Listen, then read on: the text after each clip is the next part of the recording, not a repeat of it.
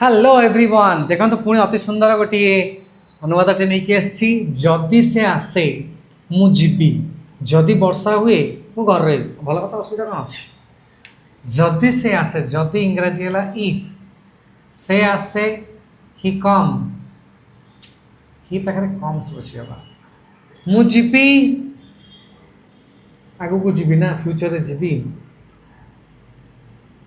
आगू अच्छा जदि वर्षा हुए इफ इट रेन्स मु घरे रही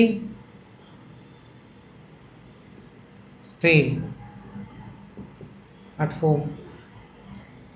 अच्छा मु घरे रही बा आई स्टे एट होम जदि तुम्हें आस मु जीवी ना हाउ विल यू से in English put the comments English ने फॉलो करंतु इंग्रजी शिखंतु एकुटिया न देखि सांग मान को शेयर करंतु